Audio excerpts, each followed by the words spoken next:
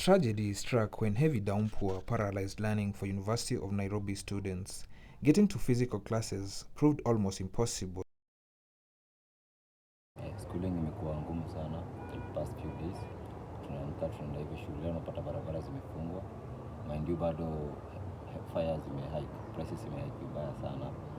Kwa pana na mbao hadi shule sasa tunapana na 50 asubuhi, in the evening ukirudi ni 70, so expenses ina rise, life inaanza kuwa too hard and harder to become. Students' residential areas were marred by roof leaks, which wreaked havoc on students' personal belongings and electronic gadgets.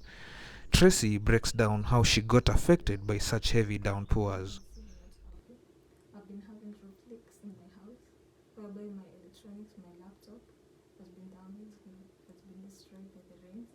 Also my mattress is wet, I can't sleep, and it's actually been hard.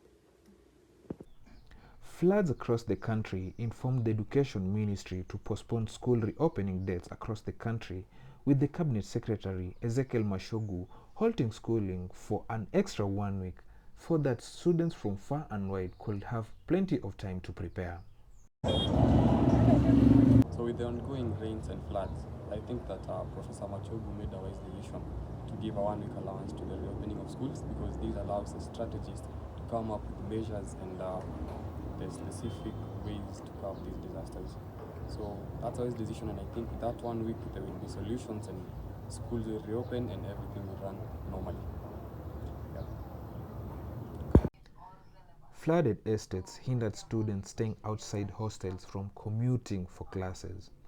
Muddy roads became the day's scenery for most estates, and this really was a hard time for university students, especially those who had physical classes to attend. Revival Beacon Primary, one of the primary schools near the University of Nairobi School of Business, was turned into an artificial lake by the raging floods. Pupils had to be sent home, and others that had not yet even reported were advised not to come to the school due to the raging floods that really wreaked havoc on the school.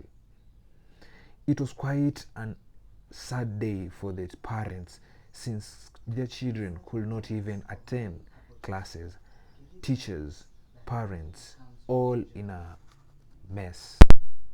Minor landslides with potential risks to students made commuting even more stressful. This scene shows how really roads were impassable for students trying to go to their classes. The Southern Bypass, which cuts across Rangigi town near the University of Nairobi School of Business, in contrast had motor vehicles passing, as modern infrastructure showed the resilience it could offer, even with raging floods wreaking havoc all over the country. This really proved that the government had played a bigger role in trying to make sure infrastructure is sustainable even in times of tragedy. After a few weeks of heavy downpour, the rains have now subsided and students can now move about their schooling with ease. Resilience for students has almost shown that it's possible even in times of tragedy to make sure that one does not give up that hope in attending classes and making sure that they get the education they came to find at the university. In a nutshell, it is essential for such times of tragedy to inform strategies for proper planning so that they can even mitigate the adversities caused by floods in the future.